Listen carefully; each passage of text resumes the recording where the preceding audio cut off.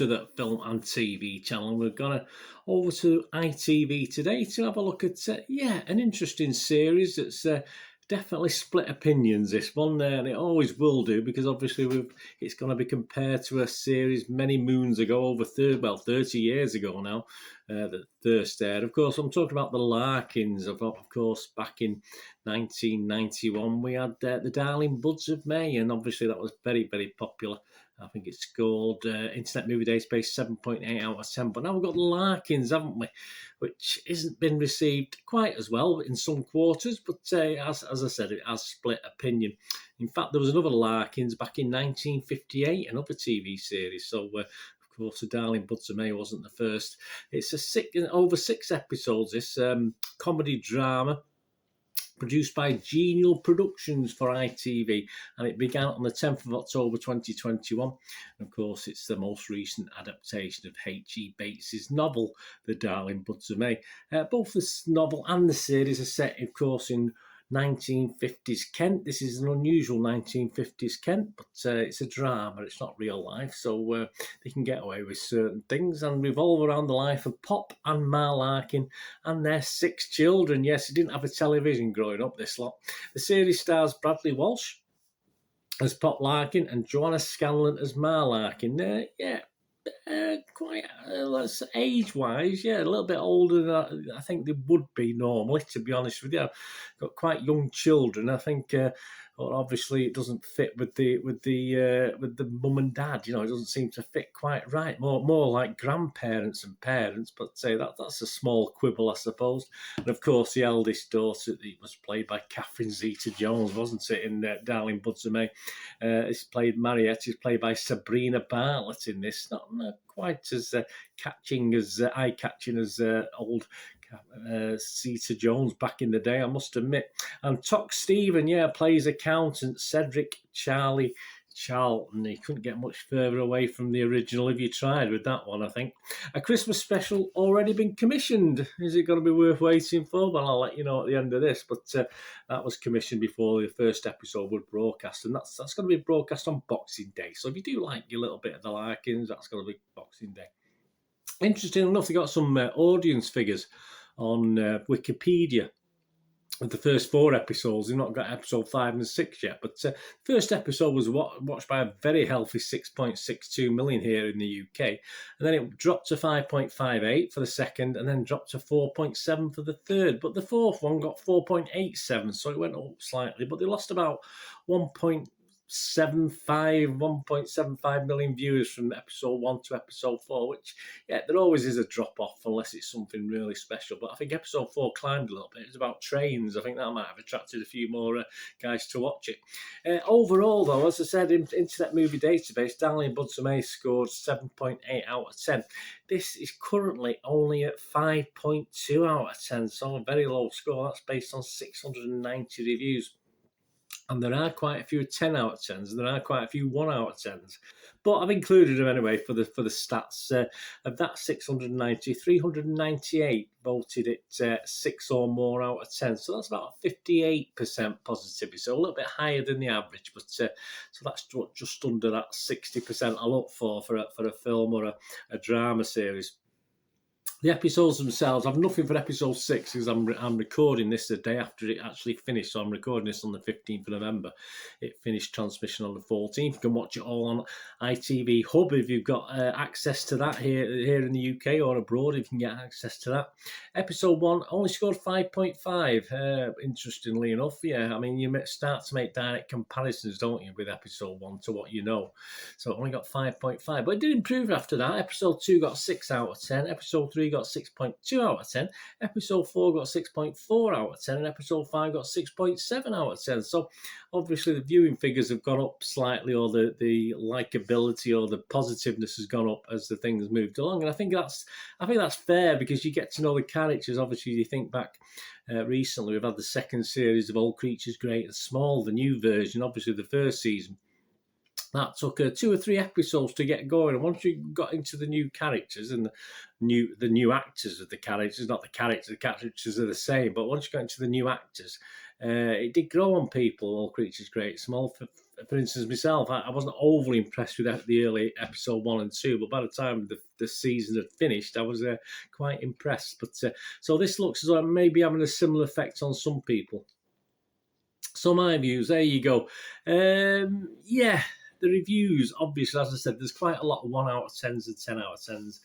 So, and that sort of backs up the split opinion as well. It's not just the odd few. It's, you know, you're talking dozens or perhaps even over 100 people out of 690 for each for 1 out of 10 and 10 out of 10.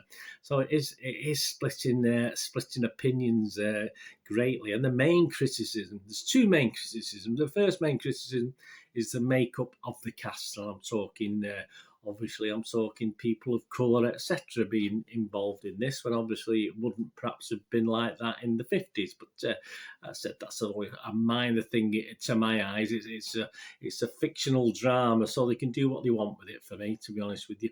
But there's no surprise, the other quibble, and that's the obvious limitations of this compared to the 30-year-old original, as I said, that scored nearly 8 out of 10 all these years later. It probably will score a similar figure now. It's had a great chemistry, great characters, great actors, of course, in that there, from Jason to Zeta Jones, etc.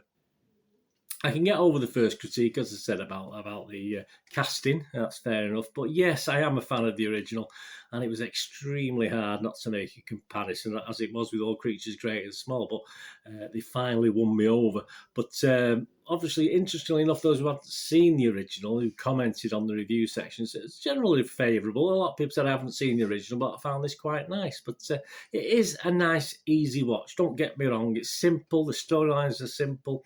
But being simple, also a little bit weak, certainly didn't make me laugh or smile that much, to be honest with you. I did enjoy watching some of the sets and the scenery, as you would expect, especially with the railroad and the old steam trains, etc. Fantastic. I love that sort of thing. But as far as entertaining and giving you good storylines to hang your hat on and characters you can sort of invest in, they're all a bit wishy-washy for me, to be honest with you.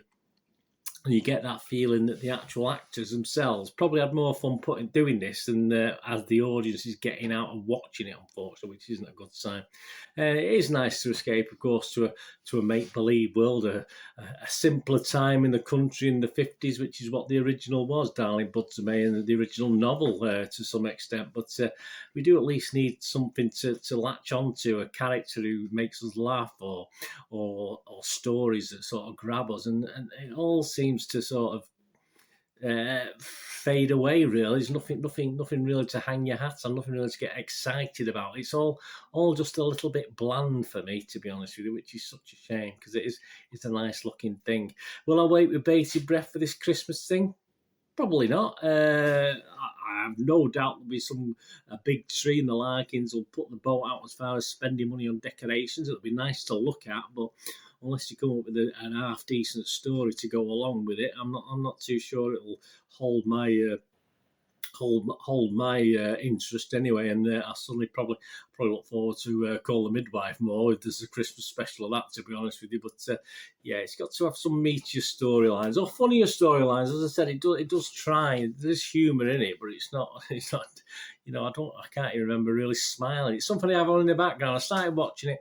And when you start watching it and then you start doing other things and have it on as a background noise, if you like, and that's what it became to me, because I quite like looking at some of the images, but that's about it. I just thought it was a little bit pretty weak on the story. I don't mind the character, I don't mind the actors in this. The actors did an okay job. You don't get to know too much about the younger kids in the family. It's obviously concentrating on Mariette and then I think the next eldest girl as well. But yeah, all a bit wishy-washy and weak for me. Certainly not a patch on the Darling Buds of May. I don't want to, it's unfair to make comparisons, but I think you have to. I think you do. If you've watched both, of course you've got to make comparisons. And I would probably go back and watch that rather than watch this again, to be honest with you. So I'm going to sit on the fence with the score, because I know some people do like it. As I said, it's a bit disappointing for me. I'm not going to be a total washout on it. As I said, I did sort of watch all 6 episodes, even if it was on in the background. I was doing other things, but I sort of kept checking it out and glancing up and looking at things from now and then. So I'm going to give it a 5.5 out of 10, which I think is about right. I wanted to give it a mark because it's okay, it's nice, but it just doesn't quite doesn't quite get you going. I mean, it doesn't make you want to watch it week after week, and that's that. Unfortunately, you weren't able to binge watch this, so I did have to watch it week after week. Which, as a week after week thing, it's much better. I think if I binge watched this, I would have probably just turned it off halfway through actually, because I would have got that bored with it. But there you go. Let me know what you think anyway. As I say, it's all opinions. I wasn't overly impressed, and I say I won't be getting all excited about the Christmas episode. And if they sanction a series 2, it'll be very interesting to see. I've not read any confirmation of that at the moment, but the viewing figures have sort of levelled out about 4.8 million. So if that's enough to warrant a new series, we'll see, won't we? Perhaps we'll get a different writer and get a bit more oomph to the stories. Anyway, thanks for watching. We're going to do the rest of the day. Have a great one. Look after yourselves, look after your friends, look after your families. More important, let's all look after each other. So we meet here again on the Film and TV channel. I'll probably have a flit across. Please look at my Citizen channel, my football team, Manchester City. I only ask one thing, don't I? Until we meet again, please stay safe, everyone. Thanks for watching. Bye for now.